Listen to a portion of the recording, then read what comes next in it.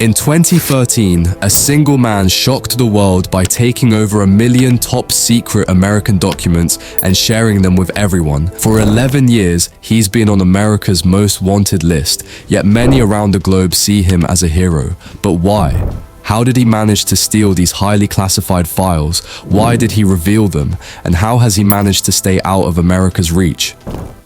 On the morning of June 6, 2013, an explosive revelation sent shockwaves through the American government and the entire world. Two major news outlets, The Guardian and The Washington Post released articles that would change the way we think about privacy and surveillance forever. These articles were based on a leak of highly classified documents from none other than the NSA, the National Security Agency, one of the most secretive organizations in the United States. What these documents revealed was nothing short of astounding. The US government had been secretly monitoring mobile phones on a global scale. This wasn't just about tracking calls from potential criminals or monitoring threats to national security.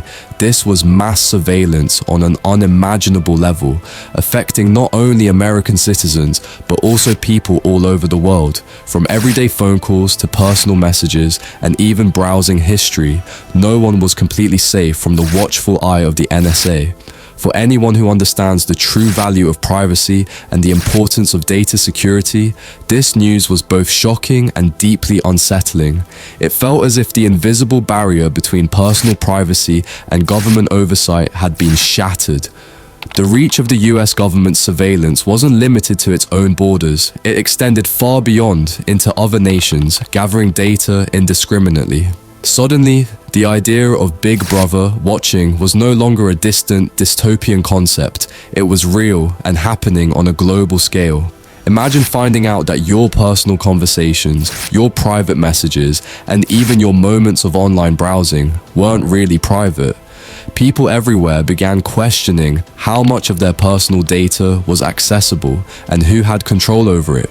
It wasn't just a story for tech insiders or privacy advocates, it was a wake-up call for everyone. What was supposed to be private, even sacred, was now being funneled into a vast surveillance system that knew no boundaries.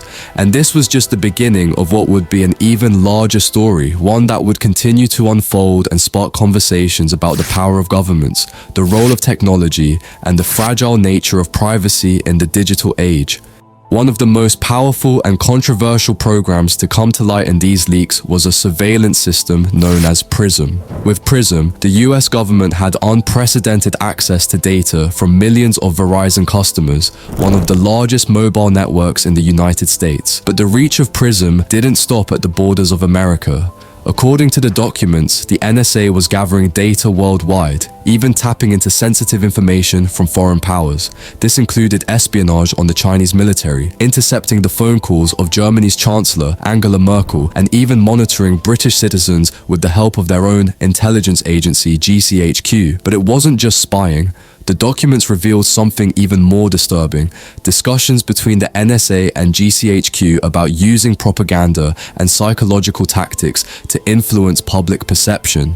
Conversations were held about using deception to control narratives and sway public opinion, revealing the lengths these agencies would go to shape and manipulate what people saw, thought, and believed. This raised serious questions about the ethical boundaries of intelligence agencies, leaving people worldwide wondering just how far government control could extend. The shock of these revelations spread like wildfire, particularly among mobile users who suddenly realized just how vulnerable their personal information was. This wasn't a localized issue, it was a global wake-up call. People began to question the very idea of digital privacy and security. Suddenly, the knowledge that governments could tap into personal communications without warning or warrant brought an entirely new level of concern. It highlighted just how little control individuals actually had over their private data and left millions around the world with a new fear. Who else was watching? Initially, the identity of the leaker was a complete mystery. There was speculation, but nothing concrete. News agencies have no obligation to reveal their sources, which left the world guessing.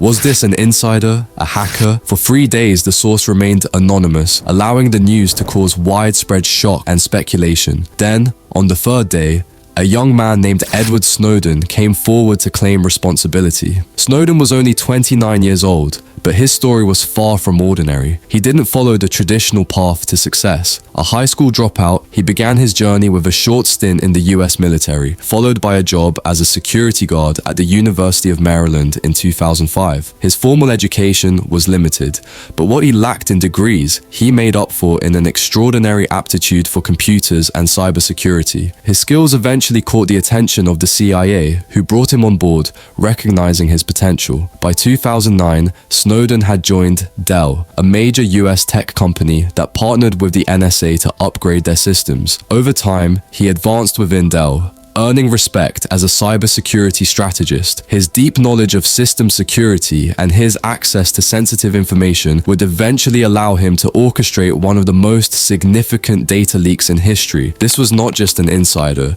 This was someone who knew the system inside and out, someone whose skill and determination would go on to shake the world's trust in government transparency and privacy protections. At this point, Edward Snowden was a well-respected figure within both the CIA and NSA, a valued and trusted asset. He had earned his place, and his deep expertise in cybersecurity meant he held access to some of the government's most secure systems. But then, everything changed. So why did this trusted figure end up being labeled a traitor? It started while Snowden was working on NSA systems, where he began to see just how powerful and far-reaching the agency's surveillance capabilities really were. Initially, he thought the NSA's access to private data was limited to international criminals and potential threats, but he soon discovered that it wasn't just dangerous individuals being monitored. The NSA could access data from anyone's mobile device, including innocent American citizens going about their daily lives. This was no small discovery. It was a revelation that shook Snowden to his core. Around this time, Congress had started questioning US intelligence practices, trying to uncover what many suspected were overreaches in government surveillance. In a pivotal moment, Senator Ron Wyden publicly questioned NSA Director James Clapper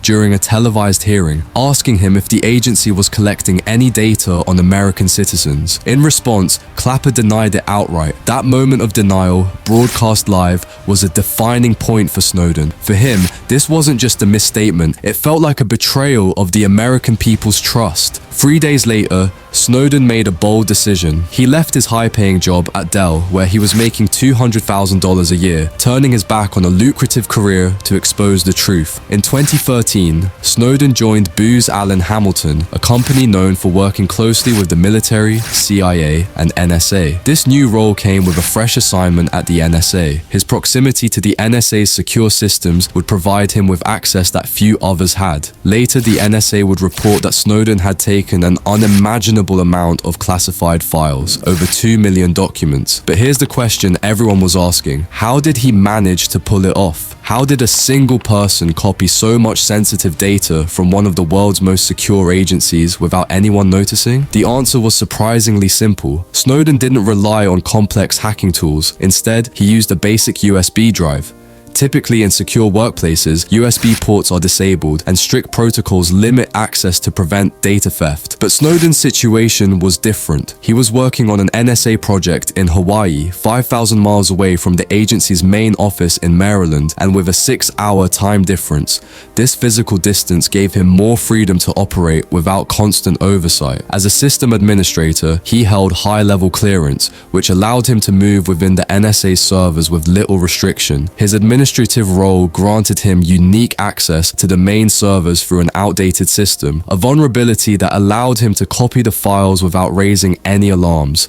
Each move was part of a meticulously planned escape, leveraging his clearance and the isolated setup in Hawaii to carry out his mission undetected. This wasn't an impulsive act. Snowden knew exactly what he was doing and how to do it. His high-level access, combined with careful planning, was key to his operation, an operation that would ultimately reveal some of the government's most closely guarded secrets and ignite a global debate on privacy, security, and the balance of power. After just 4 weeks in Hawaii, Snowden made his move.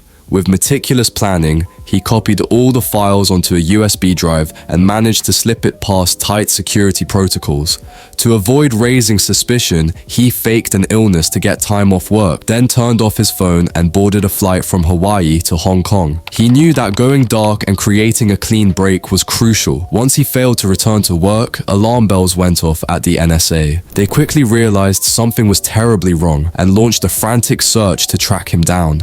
Once Snowden arrived in Hong Kong, he met with trusted journalists Glenn Greenwald and Laura Poitras. Together, they planned how to responsibly release the information Snowden had uncovered, ensuring it reached the public without compromising national security in the process. The very next day, headlines around the world exploded with details of the NSA's covert surveillance programs. These revelations exposed how the US government had extended its reach into the private lives of millions, far beyond American borders. Snowden's leaks sparked an international debate about government surveillance, personal privacy, and the ethical boundaries of intelligence gathering. His revelations revealed an astonishing array of tools and tactics that the NSA had at its disposal. In particular, Snowden exposed a program called NoSmurf. This tool could remotely activate the microphone of any smartphone, allowing the NSA and other intelligence agencies to listen in on conversations completely undetected. It wasn't just monitoring calls, it was tapping into real-time conversations without the owner ever knowing. This revelation opened people's eyes to the incredible reach and sophistication of modern surveillance technology, leaving the public wondering just how much of their private lives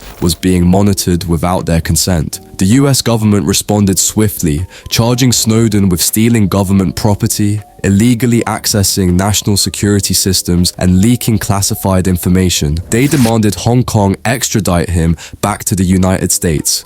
But Snowden was one step ahead. Before he could be extradited, he left Hong Kong and traveled to Russia, where he sought asylum. Russia granted him temporary refuge, but over time, his situation became more permanent. In 2022, Snowden was granted Russian citizenship, a development that only added fuel to the fire of this highly polarized story. To this day, Snowden remains one of the most polarizing figures in recent history. Some view him as a traitor, accusing him of putting national security at risk by exposing classified information. For them, Snowden's actions crossed the line, endangering intelligence efforts and risking the safety of undercover agents and ongoing operations. But others see him as a brave whistleblower, a man who sacrificed his career and his life as he knew it to expose an immense system of surveillance and protect the privacy of everyday citizens. Snowden's actions revealed a level of government power and intrusion that few had imagined, sparking conversations about the limits of surveillance, the ethics of data collection, and the right to privacy in an increasingly digital world. So, what's your take on Edward Snowden? Do you think he was justified in his actions, or do you believe he crossed the line? Is he a hero, a traitor, or something in between? Let us know your thoughts in the comments below. Thank you for watching and for being part of this conversation. If you found this video informative, please give it a thumbs up, subscribe to our channel, and hit the notification bell so you don't miss future uploads. And don't forget to share this video with anyone who might be interested in learning about the complex story of Snowden and the questions it raises. Until next time, stay informed, stay curious, and keep exploring the stories that shape our world. We'll see you in the next video.